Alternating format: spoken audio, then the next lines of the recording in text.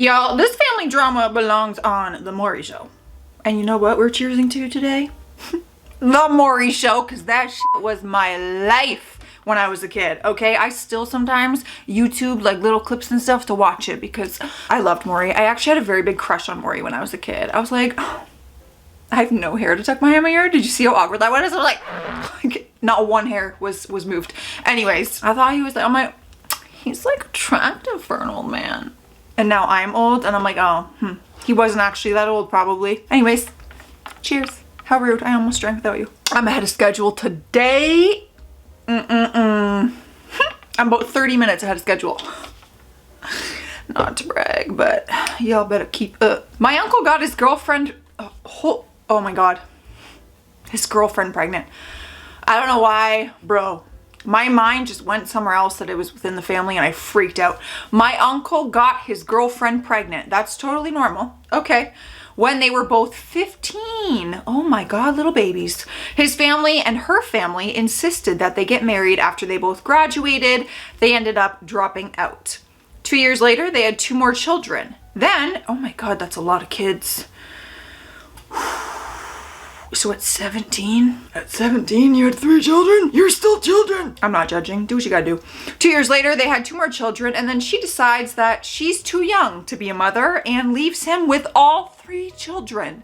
He struggled his whole life to try and make a life for his kids, but always had problems with money. Fast forward 20 years later, and all of the kids have forgiven their mother and go out of their way to spend time with her, which is drama in itself. Then, last year at the youngest kid's wedding, his ex-wife decided to tell him the oldest kid isn't his kid. He changed his whole life and ended up dropping out of school to raise a child that ended up not being his. This man deserves a reward. A reward. He deserves an award and a reward. Kudos to dad for stepping up when mom didn't. Kudos. And he loved that child like it was his own because he thought it was his own. Oh, that's really sad. Something tells me though, that he still probably continues to love that kid as if it's his own.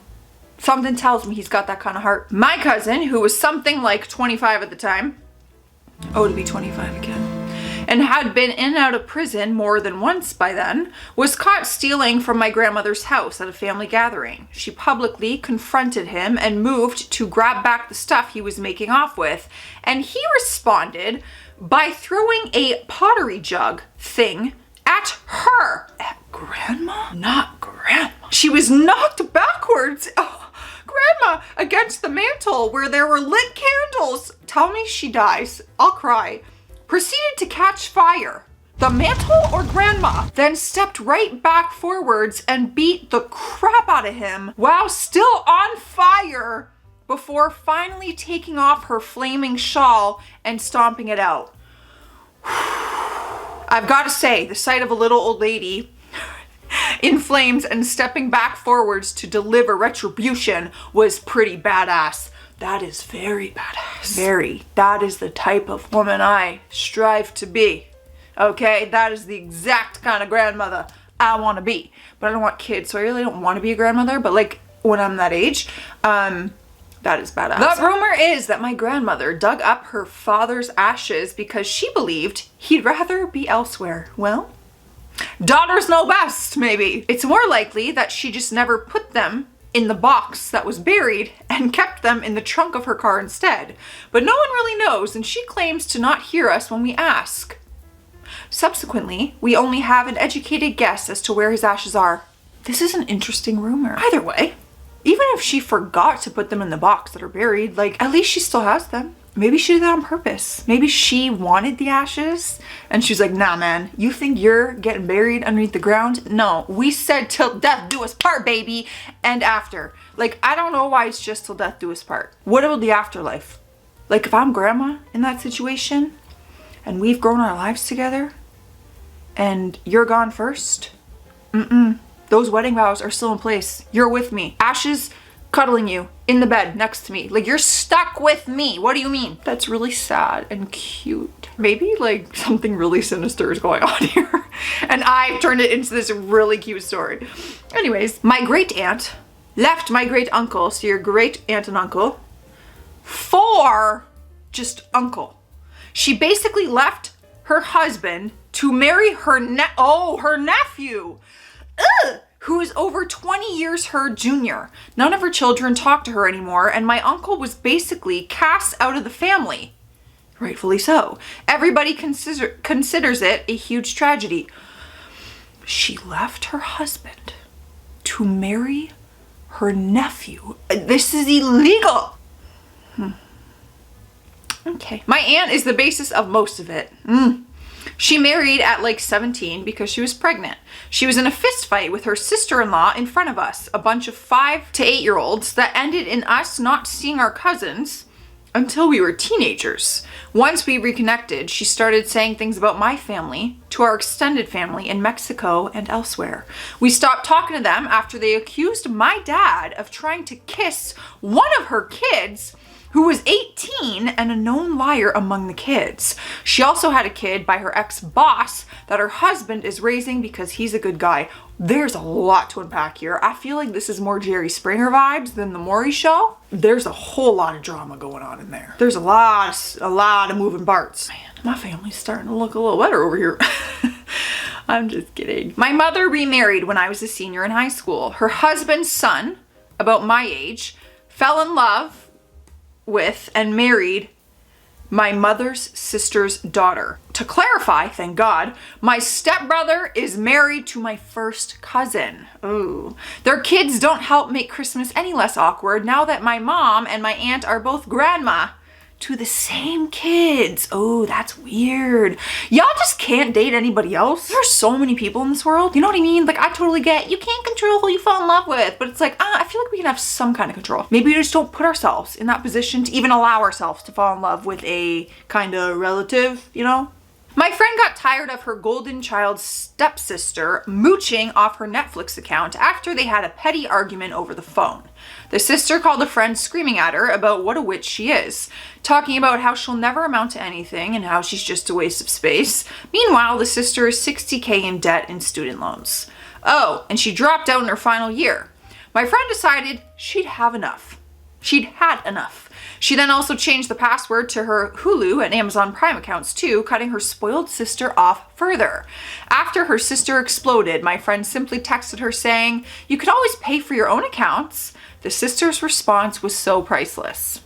Quote, "I don't have any more money, you witch. Sephora was having a sale, so I'm tapped out. Screw you." My friend and I are still laughing about this as we binge watch shows on her account. I mean, priorities. I am picking Netflix, Hulu, whatever, over Sephora any day. I'm pretty sure I have Dollarama makeup on my face right now. Like, no joke. Back when my awful sister was planning her wedding, her even worse mother-in-law wanted to be a part of it. Unfortunately for everyone involved, this woman wanted her family traditions involved. The food, okay. The giant line dance, okay. But then she sprang the big one on my poor mother. It was apparently a tradition in her family that unmarried older daughters had to do a dance in a pig trough.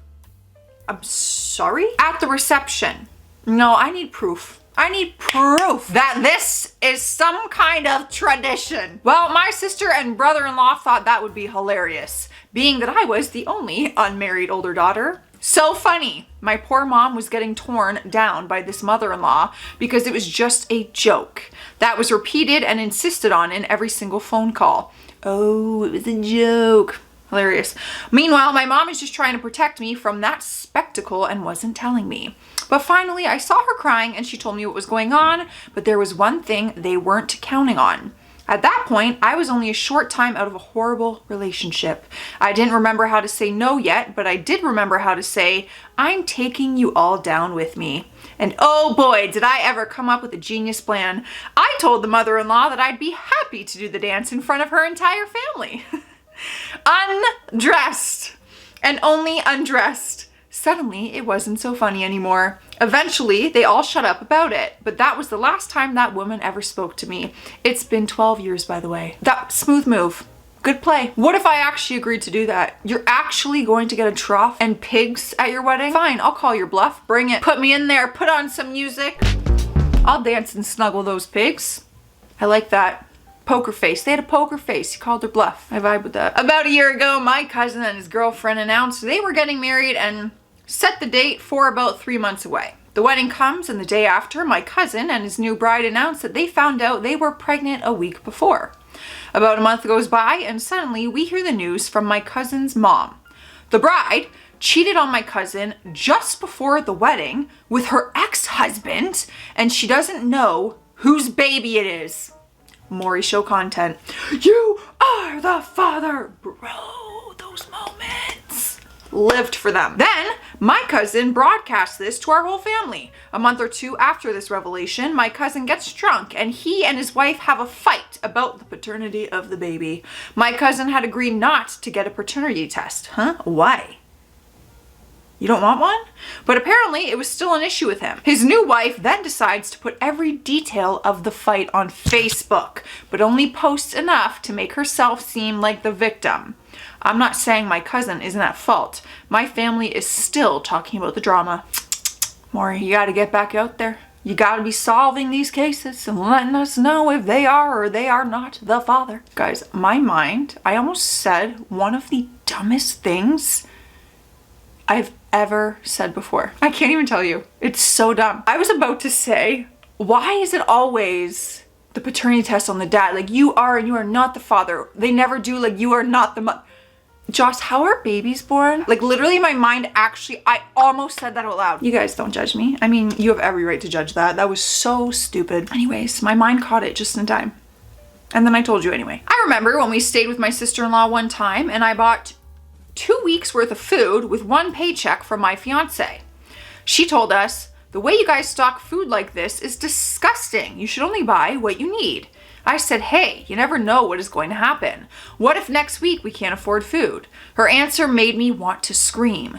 No, God says only buy what you need and don't be greedy. Well, guess what? After 1 week in quarantine, she's now on Facebook ranting about having no toilet paper and worrying about the lack of food on shelves to buy. Looks like me buying extra food and necessities every week isn't disgusting or nasty or a sin or immoral. Now, is it immoral? I kind of said that weird. We're here in our apartment with toilet paper stock we bought over the course of the past year. Pounds of rice! Holy moly. Seeds to grow our own food. Pounds of beans, canned goods, and microwave meals. Suddenly, me growing up poor and always having a small stock isn't gross. Hilarious. Good luck surviving on Walmart scraps. You shouldn't have hated me for being bi. Whoa, that's about something totally different. You shouldn't have hated me for being bi. I would have shared our stock with you gladly, but I'm not family, remember? Oh, there's a lot more personal issues here. There's a lot more going on. All right, guys, I am getting out of here. Stay classy out there. Stay sassy, and I'll see you tomorrow.